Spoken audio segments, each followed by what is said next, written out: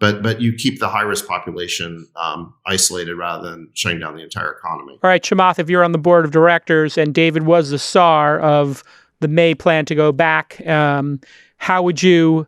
What questions would you have for him, and how critical can you be of his plan? Let's make this as if we were actually in charge. Chamath, savage David's plan. Well, I probably would push David to consider a more aggressive approach here. And this is something that I've talked about before. Jason, you and I have talked about this on the podcast before, but we need a biological Patriot Act. I know that it's unpalatable for people on the left for certain reasons and people on the right for other reasons, but it just doesn't matter what they think. It was reported today, by the way, that the CDC and the task force at the White House is considering immunity cards, but a much more beefed up version of them. These need to be cards that have, some kind of chip inside them that are non-hackable and issued by the government. What I would push David to think about if he was the czar of getting back to work is the following, which is, I agree with the broad-based testing. I think that you need to have some kind of, wristband that allows you to be inside of certain green zones in every single city or town in the country that allow you to, some way be back to normal. But there also needs to be red zones where you cannot. We need to have a very, very quick way of restarting a quarantine if there are hotspots that develop. But all of it needs to be supported by broad-based testing and a biological Patriot Act. We do need to have immunity cards. And the simple basic reason is that it is the only way that one can prioritize the economic salvation of the US economy. Because I think once we have paid the cost from the public health perspective, which we are doing at the end of this quarantine in flattening the curve or crushing the curve, our immediate focus has to be in resuscitating the GDP of this country. Because otherwise the number of deaths and the amount of pain that is caused by economic destruction will far outnumber the number of people that die from this, which is tragic already.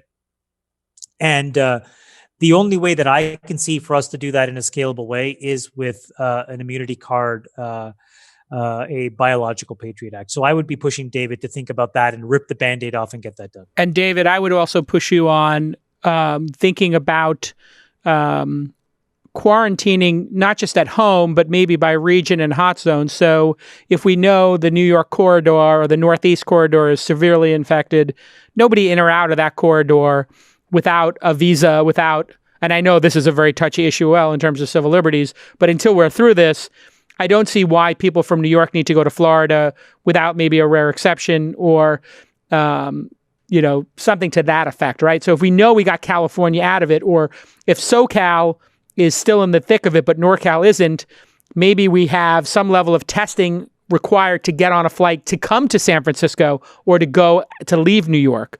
So those are two punch-ups. How would you look at those, David, as the new czar of getting back to work? I think it's all on the table. I mean, I like the green zone, red zone idea. I like using immunity information.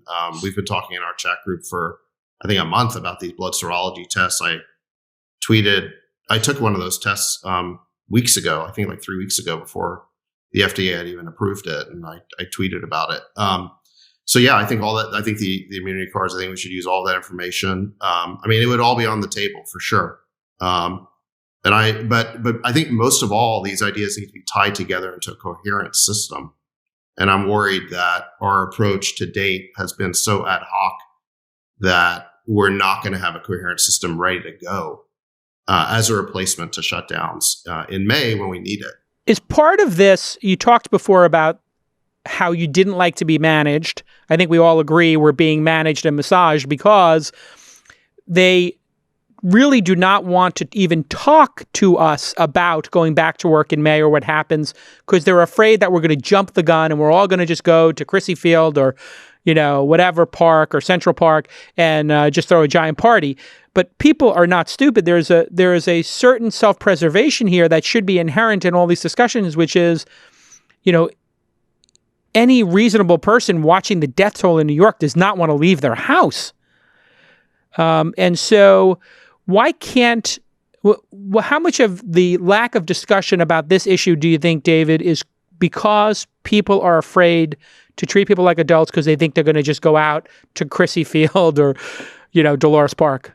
No, I mean, I think you're right that there was this long period of time where the authorities were just trying to get everyone to buy into the idea that the virus was dangerous. They needed to shelter in place, and they didn't want to hear any views that that appeared to be contradicting. I don't think they were contradicting it. I remember when the Imperial College model came out, and they said that 2.2 million people would die in the U.S., and I tweeted that I thought that number was insane. It was fear mongering.